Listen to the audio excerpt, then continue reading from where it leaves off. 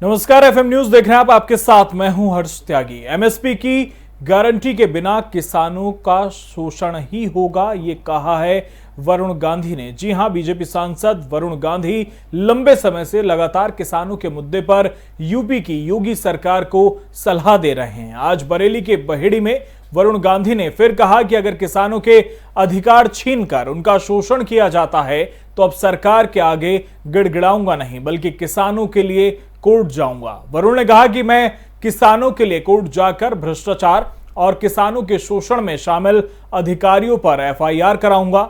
बता दें कि वरुण ने यह चेतावनी किसानों के धान तुलाई की स्थिति देखने के लिए बहेड़ी मंडी समिति में दी। वरुण गांधी किसानों के मुद्दे पर अपनी ही पार्टी के तरफ बयान दे रहे हैं और किसानों के मुद्दे पर काफी नाराज भी दिख रहे हैं। वरुण अक्सर ही यूपी सरकार को पत्र लिखने के साथ ही ट्वीट आदि करके भी किसानों के मुद्दों पर ध्यान आकर्षित कराते रहते हैं। तो चलिए ग्राफिक्स के जरिए आपको समझाते हैं कि वरुण गांधी ने कब कब अपनी ही सरकार को नसीहत दी है।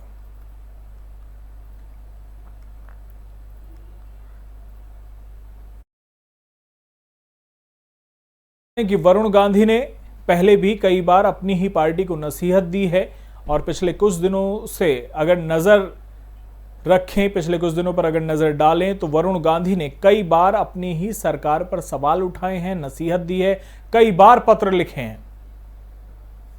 तो ग्राफिक्स के जरिए आपको बता दें कि किस किस तारीख को उन्होंने बयान दिए। 29 अक्टूबर 2021 यानी कि आज ही उन्होंने ये कहा है कि जब तक एमएसपी की वैधानिक गारंटी नहीं होगी, मंडियों में किसानों का शोषण होता रहेगा, सख्त कार्रवाई होनी चाहिए।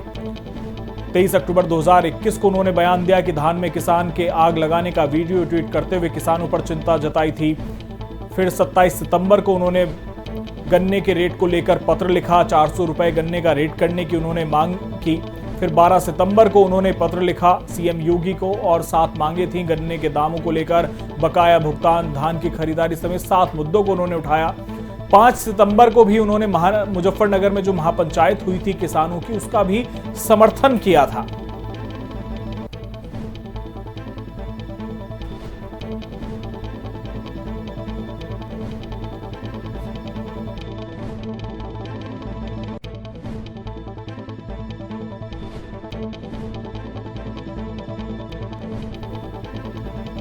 और हमारे साथ कांग्रेस नेता रामेश्वर मिश्रा हमारे साथ जुड़ गए। बहुत बहुत स्वागत है आपका एफएम न्यूज में। रामेश्वर मिश्रा जी, लगातार अपनी ही पार्टी के खिलाफ, अपनी ही सरकार के खिलाफ बयानबाजी कर रहे हैं, अपनी ही सरकार को नसीहत दे रहे हैं वरुण गांधी। क्या कांग्रेस की तरफ झुकाव हो रहा है वरुण का? झुकाव तो हम नहीं समझते, लेकिन हाँ ये जरूर है कि वो एक भारतीय नागरिक है और अच्छी उनकी रणनीति है। उन्होंने किसानों का समर्थन किया है और बहुत सराहनीय है। 11 महीने से किसान लगातार संघर्षरत है और वो भारतीय नागरिक होने की धर्म निभा रहे हैं। और जो कांग्रेस पार्टी है उनका परिवार था, पहले से उनका परिवार है और पार्टी उनकी भारतीय जनता पार्टी की जहाँ लगातार वो देख रहे हैं कि किसानों का किस प्रकार से उत्पीड़न हो रहा है, इसलिए अगर विरोध का स्वर उठा रहे हैं तो कांग्रेस पार्टी उनकी बात की सहमत है, समर्थन करती है और उनको धन्यवाद देती है कि वो अपनी पार्टी के ऊपर उठ करके निर्णय ले रहे हैं। तो जिस तरह से परिवार का आप जिक्र कर रहे हैं, तो क्या लगता है कि भविष्य में वरुण का स्वागत करेगा परिवार? अगर वो आते तो उनका निर्णय है जो हमारी पार्टी के वरिष्ठ व्यक्ति है, हमारी पार्टी शरिया की है और चाहेगा तो अगर वो आएंगे तो उनका स्वागत होना चाहिए, दूंगा तो हम लोगों के लिए बहुत खुशी की बात है। चलिए रामेश्वर मिश्रा जी, आप हमारे साथ बने रहिए। तो एक बार आपको फिर से बता दें कि वरुण गांधी ने अपनी ही सरकार को नसीहत दी है। उन्होंने कहा कि एमएसपी की वैधानिक गारंटी के बिना किसानों का शोषण होता रहेगा और इससे पहले भी कई बार वो बयान दे चुके हैं। 4 अक्टूबर 2021 को लखीमपुर हिंसा पर उन्होंने बयानबाजी की थी। गन्ने के रेट को लेकर 27 सितंबर को उन्होंने सीएम योगी को खत लिखा था, उन्होंने स्वागत किया था। उन्होंने कहा था कि सीएम योगी ने जो गन्ने का रेट बढ़ाया है उसका स्वागत किया जाता है, लेकिन गन्ने का समर्थन मूल्य 400 रुपए होना चाहिए। 5 सितंबर को जो मुजफ्फरनगर में पंचायत हुई थी उसका भी वरुण गांधी ने समर्थन किया था और उस वक्त सभी सख्ते में थे, क्योंकि जो महापंचायत हुई थी किसानों की मुजफ्फरनगर में, उसका समर्थन वरुण गांधी ने कर दिया था। पहले भी कई बार नाराजगी वरुण गांधी के सामने आ चुकी है, तो कहीं ना कहीं सवालिया निशान खड़े होते हैं। अगर पिछले कुछ समय पर नजर डालें तो बीच में ऐसी भी चर्चा सामने आई थी, जगह जगह पर पोस्टर लग गए थे कि वरुण गांधी जो है वो कांग्रेस ज्वाइन कर सकते हैं।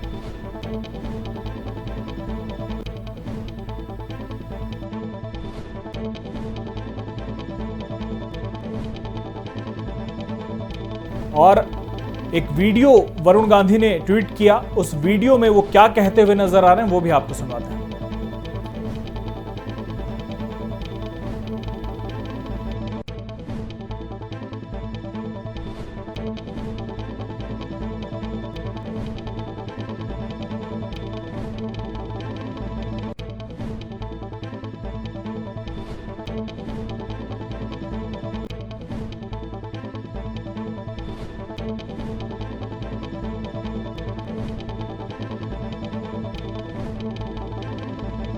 अपनी सरकार को नसीहत दे चुके हैं। कई बार वीडियो उन्होंने ट्वीट किए। एक बार उन्होंने वीडियो ट्वीट किया जब किसान ने अपनी धान को जला दिया था, उसका भी वीडियो ट्वीट करते हुए उन्होंने चिंता जाहिर की थी।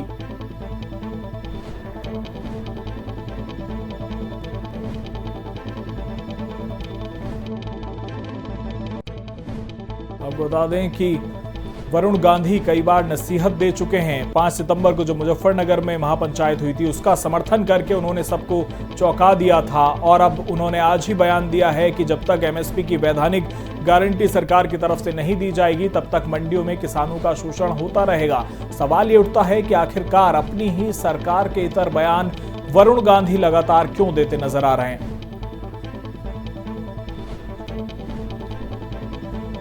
और हमारे साथ तमाम मेहमान हमारे साथ जुड़े हुए हैं। हमारे साथ बीजेपी से शिवम त्यागी जुड़ गए हैं। बहुत बहुत स्वागत है शिवम आपका एफएम न्यूज में। वरुण गांधी के जो ये बयान लगातार सामने आ रहे हैं किसान आंदोलन को लेकर, जो उनका हमेशा शुरुआत से ही रुख रहा है, हमेशा अपनी सरकार को नसीहत देते रहे हैं, क्या मायने माने जाएं इसके? देखिए, आज तक की अभी अगर सिचुएशन की बात करें, अभी अगर हालात की बात करें, लगातार वरुण गांधी जी ने इस तरह के बयान दिए हैं। मैं मानता हूं कि कहीं ना कहीं उनको अपनी बात रखने का पूरा अधिकार है, और जिस तरह से लगातार वो चाहे वो सरकार के खिलाफ हो, चाहे वो वर्टिकल मोर्चा के खिलाफ हो, जिस तरह से वो बोलते रहे हैं कि उनकी अपनी व्यक्तिगत आज़ादी है, वो अपनी जो राय है, जैसा वो महसूस करते हैं, जैसा वो सोचते हैं, उसको पार्टी परिदृश्य में रख सकते हैं और आम जनता के बीच में भी रख सकते हैं। आखिरकार हम लोग कांग्रेस तो नहीं है। कपिल सिब्बल ने राहुल गांधी जी के बारे में एक राय रख दी तो अगले दिन उनके पूरे घर पर टमाटर और पत्थर ही राय वो रख रहे हैं। तो क्या माना जाए, क्या नाराजगी है वरुण गांधी की अपनी ही पार्टी में? देखिए, मुझे लगता है कि जब आप, क्योंकि अगर पिछले उस पर नजर डालें तो उन्हें राष्ट्रीय कार्यकारिणी में भी जगह नहीं मिली। राष्ट्रीय कार्यकारिणी में सिर्फ वरुण गांधी की बात नहीं है। राष्ट्रीय कार्यकारिणी में महेश शर्मा भी प्रधानमंत्री थे, वो भी नहीं है। राष्ट्रीय कार्यकारिणी में शांत गांधी थे, वो भी नहीं है।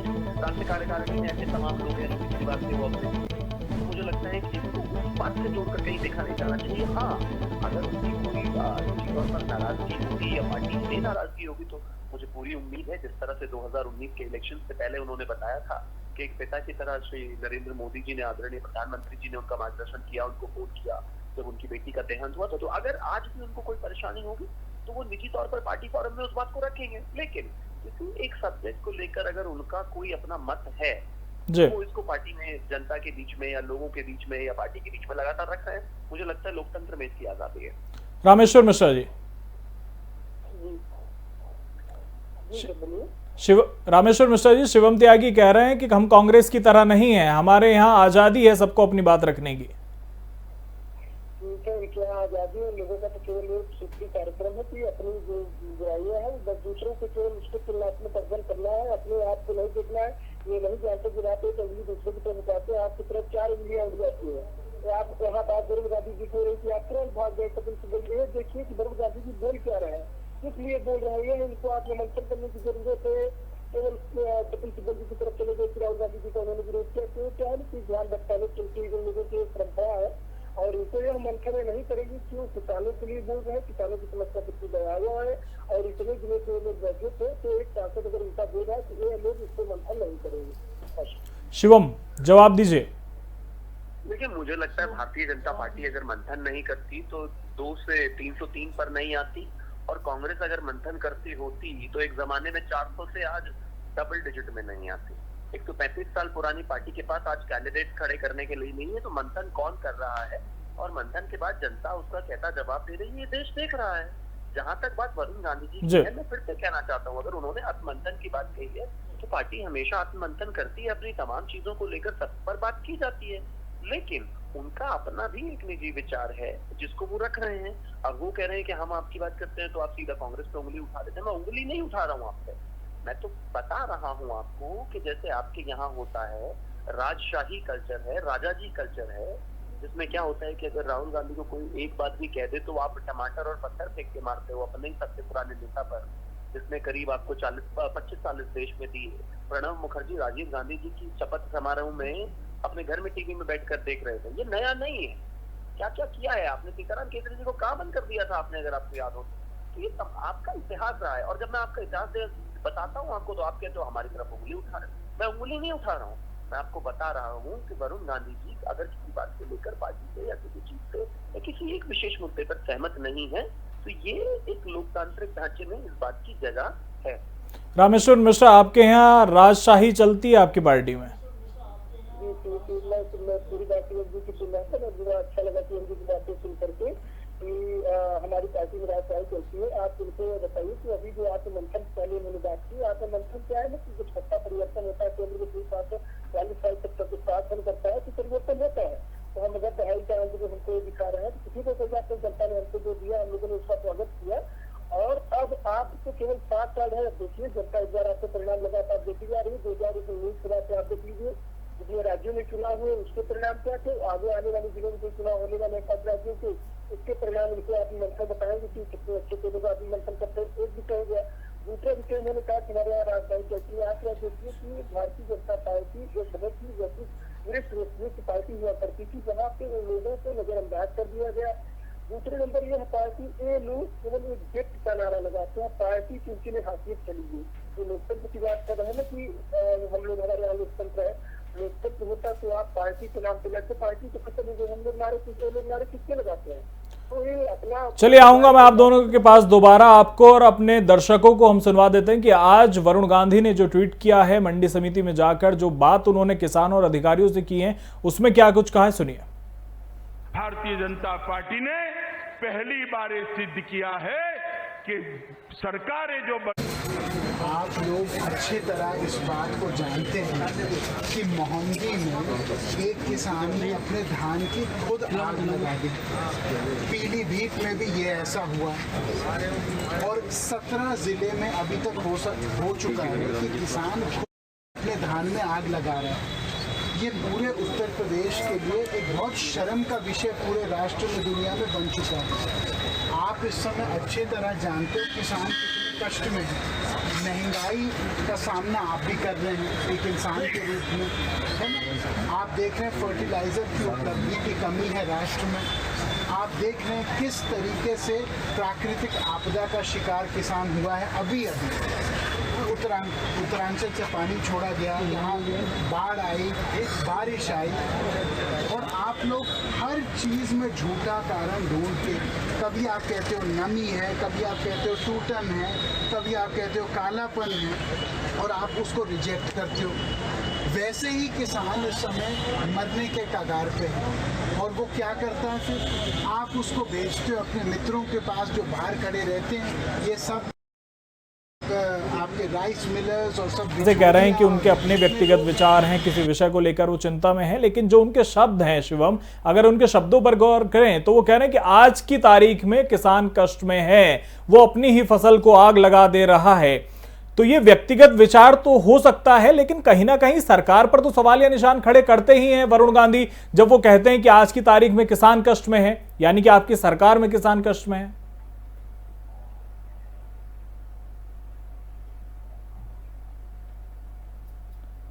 शिवम, आवाज मिल पा रही है?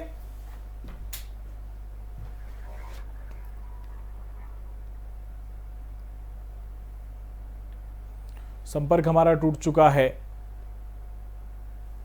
रामेश्वर मिश्रा हमारे साथ लगातार बने हुए हैं। रामेश्वर मिश्रा जी, आपने भी सुना वरुण गांधी को, क्या कहेंगे इस पर अब आप?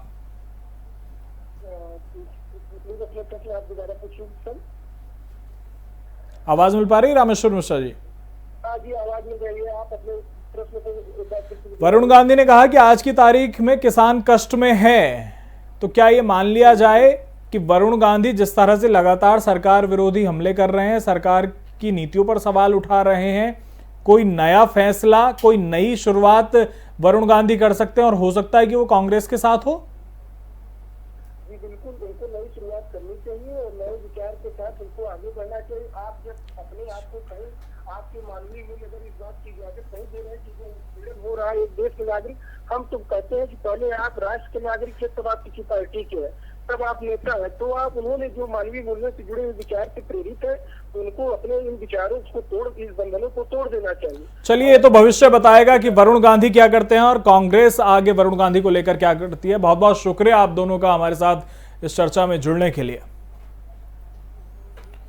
केंद्रीय गृह मंत्री अमित शाह ने आज लखनऊ में मेरा परिवार भाजपा परिवार सदस्यता अभियान को हरी झंडी दिखाई। इस दौरान अमित शाह ने यूपी की जनता से कहा कि इस बार भी 300 से ज्यादा सीटों का संकल्प लें। अमित शाह ने कहा कि बीजेपी ने उत्तर प्रदेश को अपनी पहचान वापस दिलाने का काम किया है, देश का सबसे प्रमुख राज्य बनाने की दिशा में काम किया है। अमित शाह ने इस दौरान विपक्षी दलों पर भी निशाना साधा। उन्होंने सीधे तौर पर समाजवादी पार्टी के अध्यक्ष और पूर्व सीएम अखिलेश यादव से हिसाब मांगा कि उत्तर प्रदेश की जनता को जवाब दीजिए कि पिछले 5 साल में आप विदेश कितने दिन रहे, कोरोना और बाढ़ के दौरान आप कहां थे। अमित शाह ने कहा सभी राजनीतिक दलों के लिए चुनाव सत्ता हथियाने का जरिया है, लेकिन बीजेपी के कार्यकर्ता के लिए चुनाव पार्टी की विचारधारा को घर घर पहुंचाने का चुनाव है, जनता की समस्या को जानने का चुनाव है, सरकार के किए हुए कार्यों को लोगों तक पहुंचाने का चुनाव है। उन्होंने कहा यूपी में कई सालों तक सपा बसपा का खेल चलता रहा, उसने उत्तर प्रदेश को बर्बाद कर दिया था।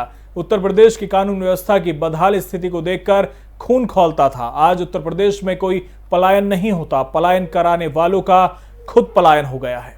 भारतीय जनता पार्टी ने पहली बार ये सिद्ध किया है कि सरकारें जो बनती है वो परिवार के लिए नहीं होती है, सरकारें सूबे के सबसे गरीब से गरीब व्यक्ति के लिए।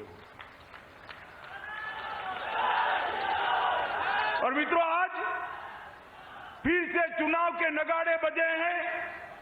मैं देखता हूं 5 साल तक जो लोग अपना घर पकड़कर बैठ गए थे, वो नए कपड़े सिलाकर मैदान में आ गए हैं कि अब हमारी सरकार बनने वाली है। भाई, एक हिसाब जरूर आप हमारा भी हिसाब मांग सकते हो। योगी जी है, योगी जी से मांगिए, हमारे प्रदेश अध्यक्ष से मांगिए, हमारे उप मुख्यमंत्री से जो हिसाब मांगना है मांगिए, मगर मैं एक हिसाब अखिलेश जी से मांगना चाहता हूं कि 5 साल में आप विदेश कितने दिन रहे, इसका हिसाब जरा लखनऊ की और उत्तर प्रदेश की जनता को दे दीजिए।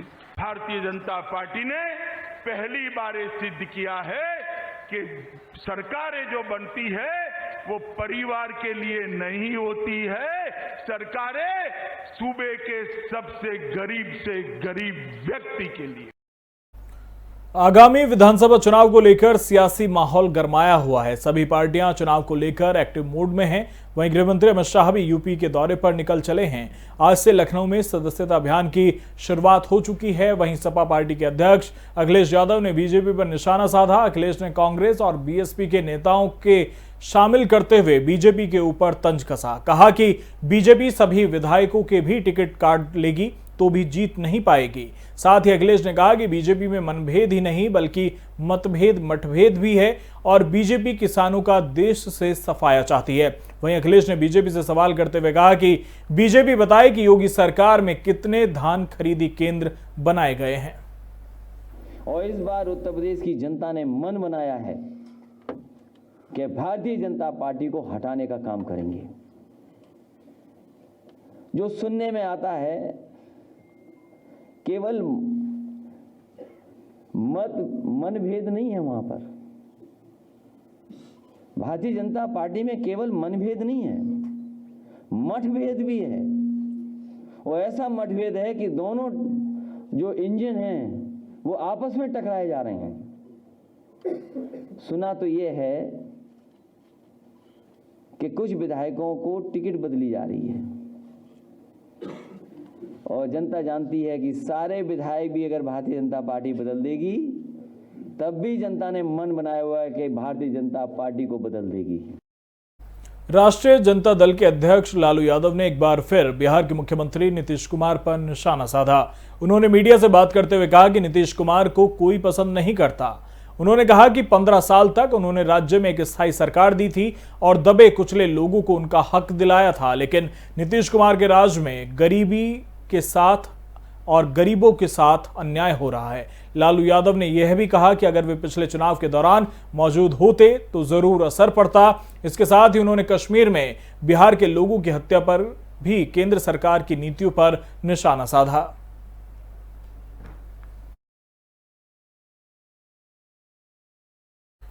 मुंबई क्रूज ड्रग्स केस में नवाब मलिक ने जिस काशिफ खान पर पोर्न और ड्रग्स रैकेट चलाने का आरोप लगाया वो फैशन इंडिया के एमडी हैं। काशिफ का कहना है कि उन पर लगाए जा रहे सारे आरोप बेबुनियाद हैं। उनका किसी पोर्न या ड्रग रैकेट से कोई लेना देना नहीं है। वो क्रूज पर आयोजित उस इवेंट में एक प्रायोजक के तौर पर शामिल थे और वो खुद भी वहां टिकट लेकर गए थे। उन्होंने अपने क्रेडिट कार्ड से वहां खाने पीने और कमरे के बिल का भुगतान किया था, जिसके सबूत उनके पास मौजूद हैं। फैशन टीवी इंडिया के एमडी काशिफ ने कहा कि नवाब मलिक के आरोप सुनकर वे शॉक्ड हैं। काशिफ ने नवाब से सभी तथ्यों की जांच करने की अपील की।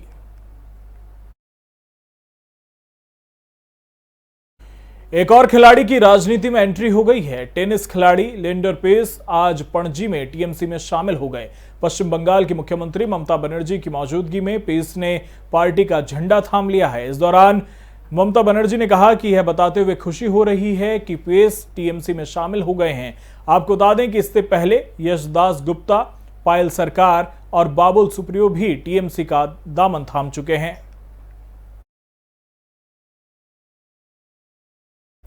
साउथ सुपरस्टार पुनीत राजकुमार का हार्ट अटैक से निधन हो गया। उनके निधन से फैंस में शोक की लहर है। पुनीत राजकुमार 46 साल के थे। पुनीत राजकुमार साउथ फिल्म इंडस्ट्री में एक बड़ा नाम है। उन्होंने कई बड़ी फिल्में दी हैं। बता दें कि अभिनेता को हार्ट अटैक जिम में वर्कआउट करते हुए आया। पुनीत ने अपने करियर की शुरुआत बतौर चाइल्ड आर्टिस्ट की थी। साल 1985 में यह फिल्म बेटाड़ा हुवो में वो नजर आए थे। इस रोल के लिए इन्हें कई अवार्ड्स मिले थे। साथ ही इन्हें नेशनल अवार्ड से भी नवाजा गया है। फिलहाल मेरे साथ इतना ही। बने रहिए एफएम न्यूज के साथ। नमस्कार।